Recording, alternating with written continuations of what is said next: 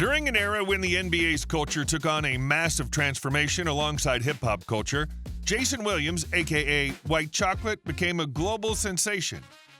He brought playground flair to the NBA hardwood and defied racial expectations by earning the love of both the white and black communities. His upbringing, attitude, and rise to stardom earned him the reputation as the Slim Shady of basketball. Yet, Jason Williams came damn close to never even making it to the NBA. Jason Williams comes from a small town called Bell, West Virginia. He went to high school with Randy Moss. The dribble. This is Jason Williams with Moss. The pair was a legendary high school duo that drew massive crowds every time they played. Williams and Moss dominated their competition en route to a state championship. Jason Williams committed to Rick Barnes at Providence University, but Rick Barnes left the program, so Jason backed out. Billy Donovan, a coach who had previously scouted him as an assistant for Kentucky, had taken over the head coaching job at Marshall University, so Williams followed. He averaged 13.4 points and 6.4 assists for the Thundering Herd in the 1995-1996 season as a freshman. Then Billy Donovan got the job at Florida, so Williams followed. Due to NCAA transfer rules at the time, Williams was forced to sit out another year of playing basketball while also attending classes and maintaining a GPA to keep eligible to play for the Gators. And Williams was way more into smoking weed than attending class. During his year off, Williams' marks were all well below the threshold, and he told Donovan that he was ready to quit. He just didn't want to be a student athlete, but Billy Donovan talked him out of it. Jason, I knew Jason had a chance to be a pro, but I was also worried. He needed to get his act together academically, right? I said, Jason, listen, every time you miss a tutor, you miss a class, you're late for something, it's 6 o'clock in the morning. Once Williams was eligible to play, he showed the country that he was a legitimate prospect, but his skills were still often overshadowed by off-court issues.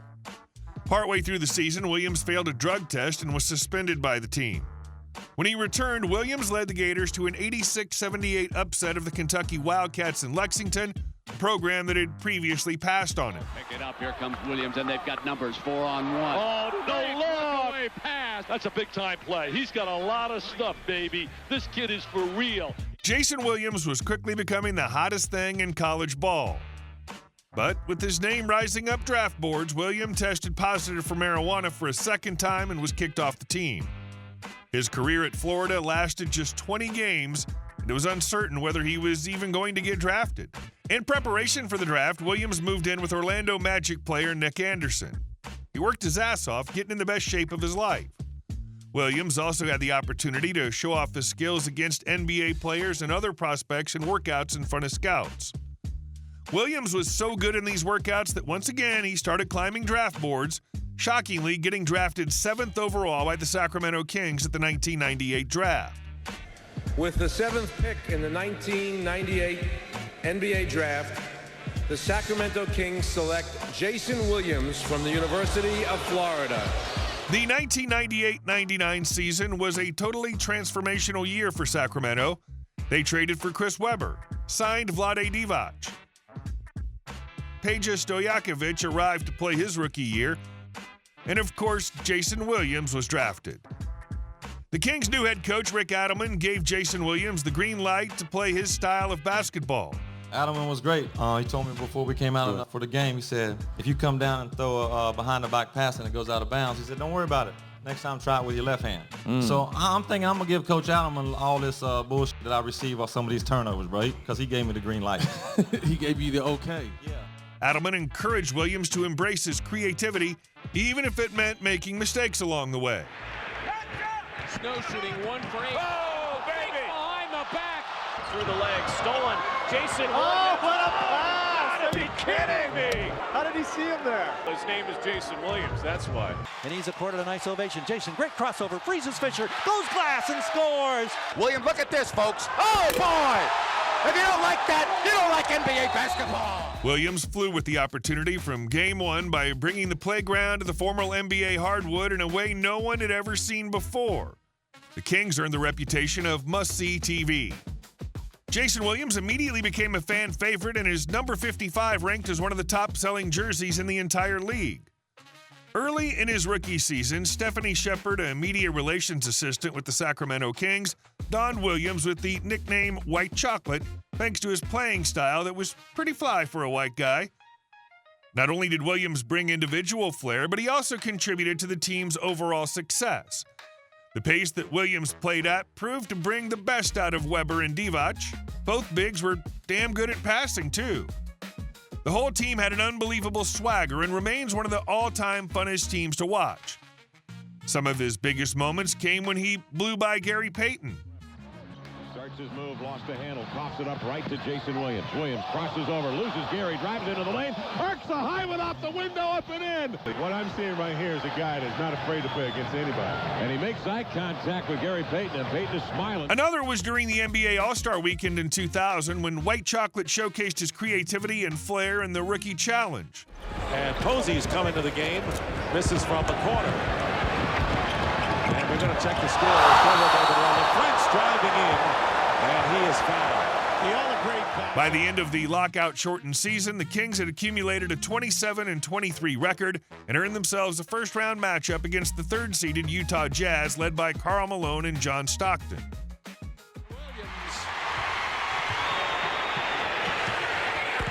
Jason Williams, listen to the crowd. Coming into this one, Jason Williams. Quick shot falls over Stockton. Jason Williams makes the three home. In the series, the Kings stunned the Jazz with their incredible skill and pace. The Jazz were only seconds away from finalizing the upset in Game 3, but John Stockton made his last-second shot to give Utah a 90-89 win. He should have stayed with him. He should have stayed with him, Bob. 90-89 with 7/10 of a second. Then Utah won the decisive Game 5, 99-92 to knock the Kings off. But the Kings' performance put the league on notice. A new era had officially begun in Sacramento, and it was hype. White Chocolate's second season in Sacramento was much like his first. He didn't necessarily suffer from a sophomore slump, but he wasn't significantly better either. In fact, his three-point shooting accuracy was worse, and his turnovers were up. Williams was still a fan favorite, but it was clear that there were some deficits in his game that would need to be overcome in order for him to develop into an all-star caliber player. The Kings finished the season with a 44-38 record, managing to sneak into the playoffs as the 8th seed in the Western Conference. Unfortunately, their mediocre regular season earned them a first-round matchup against Shaq and Kobe's LA Lakers. In the series, the Kings battled. In fact, after losing the first 2 games, they won 2 straight at home to force a Game 5, but in the final game, they were completely outmatched.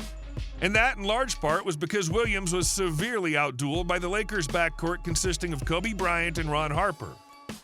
In the series, Williams failed to generate offense and faced plenty of criticism from fans and media. Then, entering his 3rd year in the league, things took a turn for the worse in Williams' young career.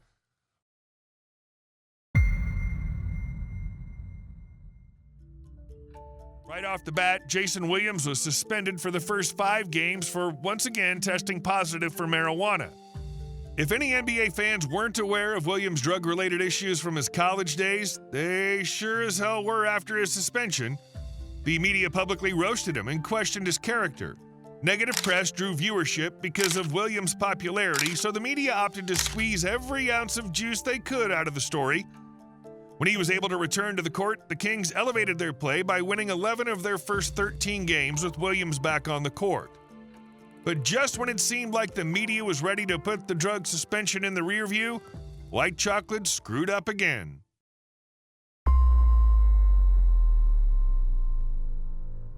In Golden State, he was accused of making racial and homophobic slurs directed at fans. The incident resulted in a $15,000 fine, and Williams lost his sponsorship with Nike. The Kings finished the 2000-2001 season with the best offense in the entire league, with the 2nd fastest pace of play. But with added depth, Jason Williams' role was diminishing. Other guards such as Doug Christie and Bobby Jackson took some of the ball-handling load from Williams. By playoff time, the Kings had the 3rd best record in the West and were matched up against the Phoenix Suns in the first round.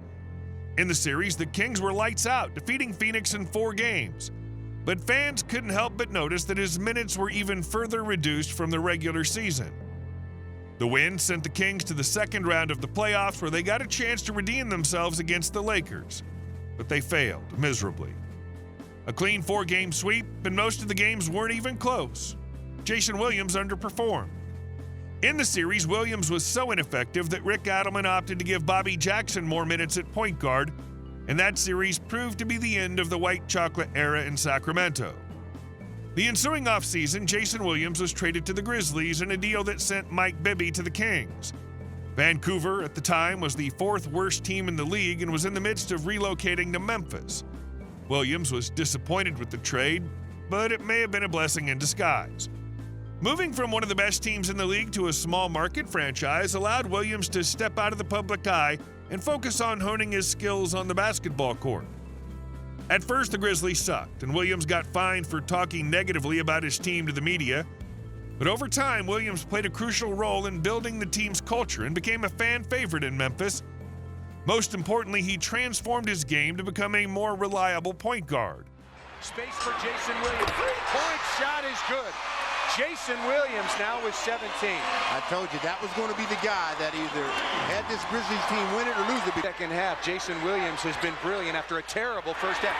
Williams again for 3. 3 minutes. Jason Williams going into his dribbling act. Shaq says, I don't want to reach in and get a foul, do I? Yeah, I better, because he's going to rear up if I don't. Steal by Jason Williams, coming against Derek Fisher for the finish. Jason Williams was going to be the key 100% good or bad for the Grizzlies, and he's been all. He helped the team make their first ever playoff appearance before getting swept by the Spurs in 2004. Williams provided leadership at the point guard position with lower turnover rates and higher efficiencies. Despite potentially fewer jersey sales and a less flashy style, Williams demonstrated his value as a mature and dependable player. And there was evidence that he was maturing off the court as well. However, after the Grizzlies were swept by the Phoenix Suns in the 2005 NBA playoffs, an altercation occurred between Williams and Jeff Calkins, a columnist for the Commercial Appeal. Calkins wasn't pleased with the team's work ethic in the series, and when he interviewed Williams, the point guard responded by saying that he was going to respond to the loss by going home to his family and count his blessings. The columnist twisted the statement to make it sound like Williams wasn't committed to team success and was more interested in picking up a paycheck. Williams responded by ripping the reporter's pen right out of his hand, throwing it on the floor, and reaming him out the next time they crossed paths. Jason Williams had improved his game to become a responsible point guard, but was still getting treated like a problem child by the media. He was fed up. In the offseason, Williams trained with Shaquille O'Neal in Orlando.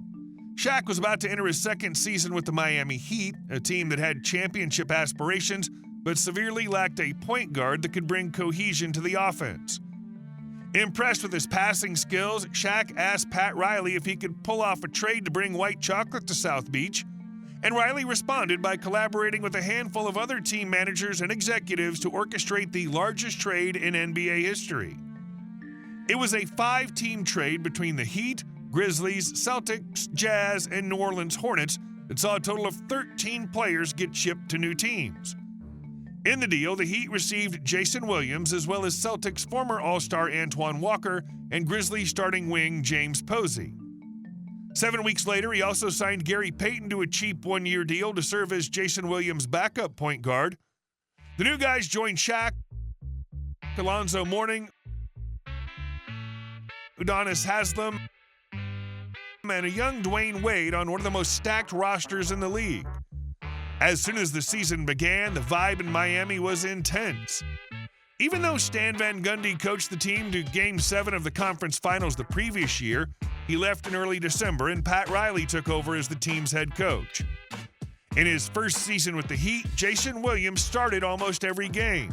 He was healthy and was the team's 3rd highest scorer and 2nd highest assist contributor. He also put up the best shooting season of his entire career. The Heat rolled into the playoffs with a 52-30 record, making them the 2nd seed in the Eastern Conference. In the first round, they beat the Bulls in 6. Won the playoff game in its history against the Chicago Bulls. First triple of the series for Jason Williams. That's little fella Harrington. He only plays 11 minutes a game. Jason Williams, 2 for 2 from the outside. They kept building off that momentum in the second round, where they defeated the 3rd-seeded New Jersey Nets in just 5 games. Carter defending Wade, who pitches back to Jason Williams, who hits the jumper. Terrific defense by Jay Will at the other end. Whoa! Wade with his first dunk of the game. Number 53 on the year. A pretty setup by Jason Williams. The win sent them to the conference finals, where they were matched up with the top-seeded Detroit Pistons, who knocked the Heat out of the playoffs the previous year.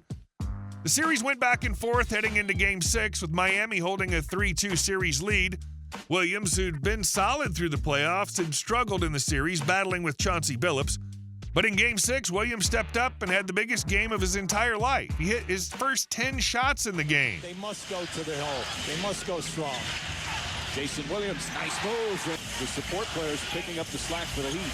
Jason Williams has been very hot early, so he has no place to go. That was pretty close, though. Williams, he continues his hot shooting. He's 6 for 6. Jason Williams again. Williams 10 for 10 from the field. What a game. By the end of the game, White Chocolate accumulated 21 points on 10 of 12 shooting with 6 assists and only 1 turnover. It was a transformational game, proving that Williams had ice in his veins. Thanks largely to Williams, the Heat beat the Pistons 95-78 and punched their ticket to the NBA Finals, where they faced the Dallas Mavericks. The Mavs won the first 2 games of the series, putting the Heat in a must-win Game 3, and things weren't looking good. The Mavs went on a run with just over 8 minutes left in the game to stretch out a 12-point lead. Pat Riley called a crucial timeout and made a substitution that took Dwayne Wade out for a rest and inserted Jason Williams into the lineup for a critical shift. Coming out of the timeout, Williams received a pass from Shaq and knocked down a 25-foot three-pointer that jolted energy back into the group.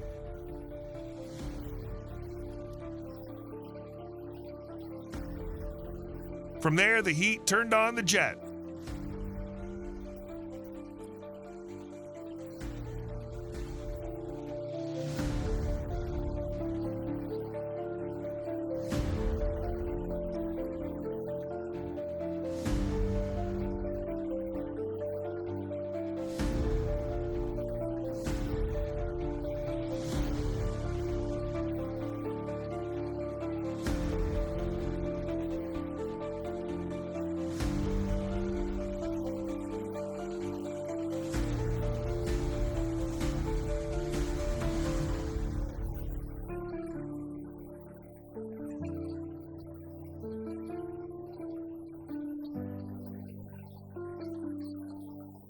And won the game 98-96.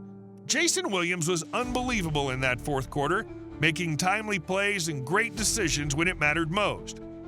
If it weren't for Williams, the Heat probably go down 3-0 and lose that series. Miami continued to roll, eventually winning the franchise's first ever championship in 6 games. Are you going to foul? Terry puts it up. Won't go. Rebound Wade. The Miami Heat, they've done it. They win their first championship in franchise history. Jason Williams was far from a piggybacker for Miami.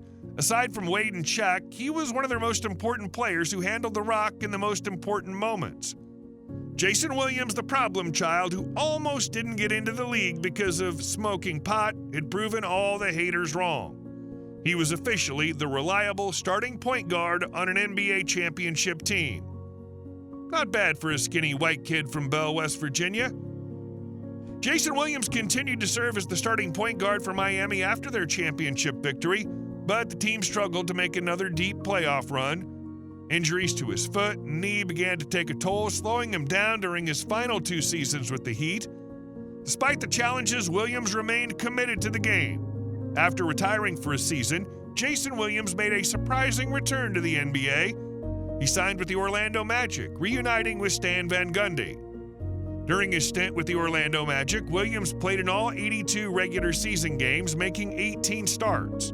He also contributed in all 14 of the team's playoff games as they advanced to the Eastern Conference Finals, before ultimately losing to the Boston Celtics in 6 games in 2010. Williams was a solid backup point guard for Orlando when healthy, but injuries forced him out of the lineup and eventually on waivers. Jason Williams was picked up by Memphis, where he finished off his career. The decision to end his playing days in Memphis held sentimental value, as it was a city where he had transformed himself from a streetball sensation into a true professional earlier in his career. Jason Williams was a true trailblazer in basketball. He brought a playground flair to the NBA, defying traditional norms. His on-court persona exuded a sense of individuality and creativity that resonated with fans from all backgrounds. He defied racial stereotypes. There will never be another white chocolate. Thanks for watching. If you like this video, please be sure to subscribe to our channel for more sports news, stories, and insights.